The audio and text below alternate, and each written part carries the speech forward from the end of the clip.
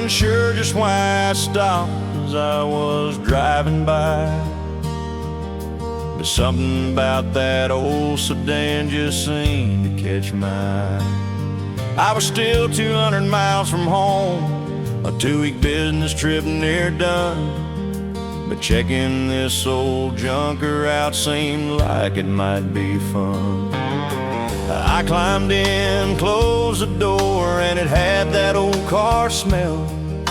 The dash was cracked, steering wheel was bent, the seats were torn to hell. I sat and dreamed of long ago and who owned her when she was new. Then I heard the radio whistle and crack, a voice was coming through. At first the voice seemed far away, but soon it was loud and clear. It said, "I'm glad you finally found me. I've been waiting 15 years. You're wondering about my story?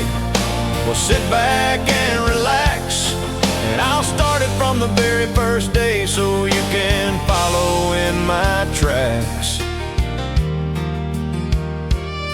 Now old Grady Dobbs bought me new on a beautiful spring day. Didn't want to trade in his old hot rod, but there was a baby on the way. He worried how he'd pay the note, but he made it every time. And after 4 more babies came along, I was already past my prime. So Johnny Taylor answered Grady's ad in the fall of '63. He needed something dependable, and that turned out to be me. Right there where you're sitting, he heard his first Beatles tune, and the news of King and Kennedy both taken far too soon. Johnny drove me 5 long years until he heard from Uncle Sam. The letter said, "Pack your bags, young man, you're headed to Vietnam." So he parked me in his daddy's barn to wait for his return. But Johnny never made it back. His chopper crashed and burned. His daddy left me in the barn, and I sat there 4 more years. Sometimes his mom would come and sit, and I'd soak up all her tears. But they rolled me out, shined me up, and sold me in '72 to a policeman's widow with 2 kids doing the best that she could do. Those kids grew up in my backseat. I took them everywhere, to games, to school, on family trips. They wore my old seats bare, till that widow sold me yet again in the spring of '84. By then I was called a classic, and folks would pay a little more. Tom called me his project car and drove me to his shop. I needed paint, a new windshield, and work done on my top. I was his pride and joy for years. We made all the shows. Why he missed the curve that night, only heaven knows. I didn't have much damage, just rolled up on my side. But Tom was not so lucky, that curve cost him his life. That was 15 years ago, and I've been here ever since, waiting for you to find me sitting here behind this fence. The voice began to fade away till I couldn't hear it anymore. I said, "Hey, you never said why it's me you've waited for." But there wasn't any answer, not a whisper to be heard. Had this old car just talked to me, the whole thing seemed absurd.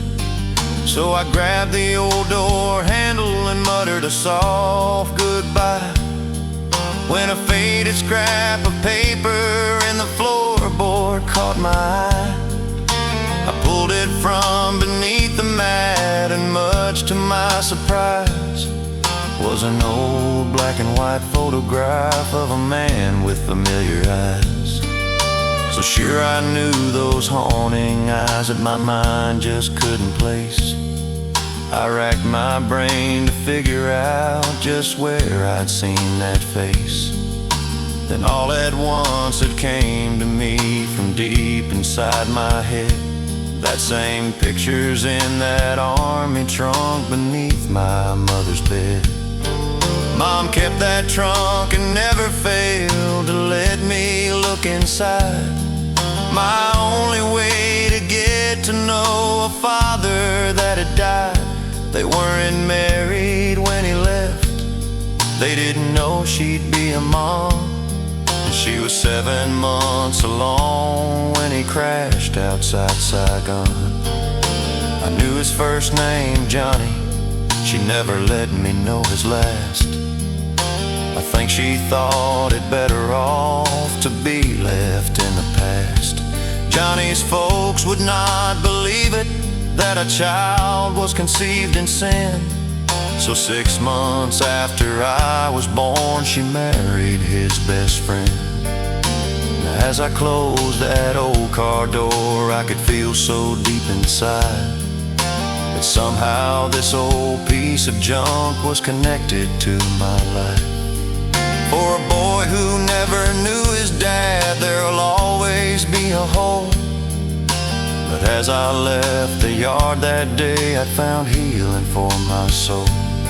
And if you find it hard to swallow, I'll admit I feel the same.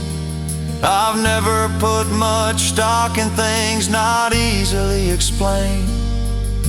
I don't know how he did it, but one thing I know is true.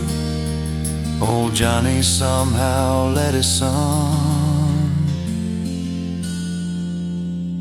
to find his 52.